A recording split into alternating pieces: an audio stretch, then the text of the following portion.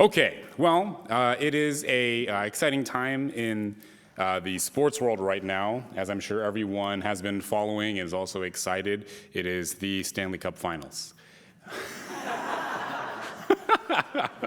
No? You guys aren't following the Stanley Cup Finals? No?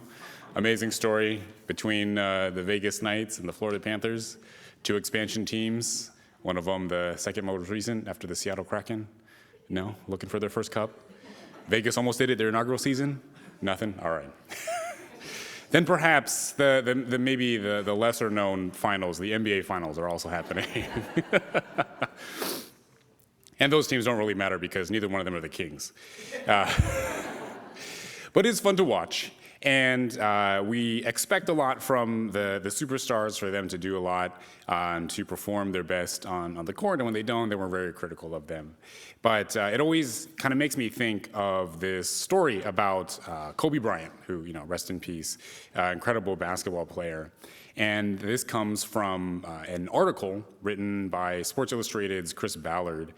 He did a long article on Kobe when he was coming back from his rehabbing, kind of making this comeback.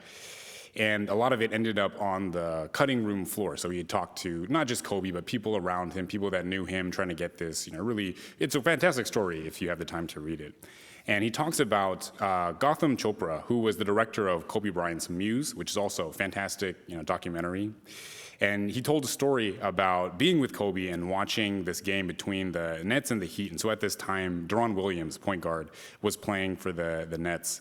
And Chopra was saying, Deron Williams went for 0 for 9. I was like, can you believe Deron Williams went 0 for 9? Kobe was like, I would go 0 for 30 before I would go 0 for 9. 0 for 9 means you beat yourself. You psyched yourself out of the game because Deron Williams can get more shots in the game. The only reason is because you've just now lost confidence in yourself. And so that was a really weird quote to me, mostly because when I first read it, it was out of context. And so it was like Kobe said, I would go 0 for 30 before I go 0 for 9. I was like, wait, that doesn't, chronologically, that doesn't make sense. You would have to go 0 for 9 before you went 0 for 30. But he was saying, at the end of the game, he wouldn't have a stat line that said 0 for 9. He would be 0 for 30 because he would be getting more than just 9 attempts, right? He'd have open shots. And if he saw these open shots and he decided to pass instead of taking the shot, then it means that he gave up on himself, that he didn't believe in his ability to make those baskets. And so he was just passing it off, hoping that one of his teammates would be able to do it. And part of it is this, Mamba mentality of Kobe, because Deron Williams came out afterwards, was like, oh, well, I'm a point guard. I don't put up shots like he does. He's a shooting guard, so whatever. But ultimately what it comes down to is this idea of confidence and who Kobe is. And I think this mentality that he has is something that we can apply to each of our own lives, where we look at ourselves and realize that we're not just a stat line, we're not a number, we're not any given performance on one day. Whatever it is, our job, our life, or whatever it is that we're doing, it's not defined by this, number or day. And this reminded me of a poem by someone named Aaron Hansen. And so Aaron is a poet who is from Brisbane, Australia. And she actually rose to fame in poetry over her blog. So online from when she was very young. So she started the blog actually when she was 11, but then started taking it more seriously when she got older. So she got a lot of attention to one specific line from one of the poems that she had. So at the time she was 18 when she wrote this poem.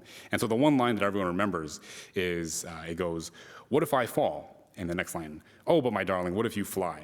And so this is this famous line that perhaps you've heard or you've seen somewhere. And when asked about it, she said that the words, it means a lot because I'm the kind of person who can quite often back away from things, and I want purely because I'm scared to try really hard for something, and then not reaching it. There's as much of a personal reminder for me as they are for other people who read them.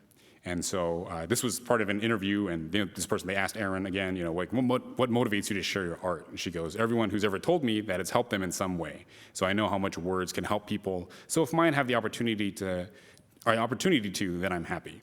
So this is the kind of person that Erin is as a poet, starting very young and just kind of trying to put stuff out there, and she's very happy when she can help other people. So this sort of working through her own feelings, her own experiences, and being able to express that for other people so that it could help them as well. So that's the background on Erin. Now, this is the poem that it reminded me of. So it's called The Not Poem. You are not your age, nor the size of the clothes you wear. You are not a weight or the color of your hair. You are not your name or the dimples in your cheeks. You are all the books you read and all the words you speak. You are your croaky morning voice and the smiles you try to hide. You're the sweetness in your laughter and every tear you've cried. You're the songs you sing so loudly when you know you're all alone. You're the places that you've been to and the one that you call home. You're the things that you believe in and the people whom you love. You're the photos in your bedroom and the future you dream of.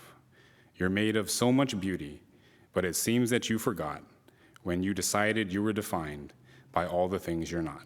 So this kind of very beautiful poem about how all of us kind of get caught up in these things that we're worried about other people thinking about us or how we compare to other people. And because of that, we lose this sense of who we actually are, this genuine self, this authentic self, and this kind of idea within Buddhism of this authentic or true self that is kind of buried deep within all of us. So it's covered up by our ego, by our selfishness, and that's what stops us from being who we truly are. And when we're able to be authentic and we're able to be genuine, then that's when we find our happiness in the world, because we're able to transcend this really small vessel of who we think or who we believe we are. So we're held back from realizing our true selves by our ego. We're worried about what others think about us, concerned about where we are in life compared to others. However, when we transcend the ego, we become our authentic selves. So we're no longer limited by our arrogance, our self-consciousness. We see, by transcending this, how we are connected to everything and everyone. That who we are is all that we've received from our loved ones, to what we've received from books, from movies, from music. That we are all that we also give back, that all that we give, that we pay forward. And in realizing that, we can live our most authentic, genuine life, fostering in this sense of connection and our personal learning and growth. When we do this, then we are truly living a life of no ego, living a life of Nembutsu. If you could all please join me in closing Gassho. You're made of so much beauty, but it seems that you forgot when you decided you were defined by all the things you're not. Namo Amida Butsu. Namo Amida Butsu. Namo Amida Butsu. Namo Amida Butsu. Namo Amida Butsu.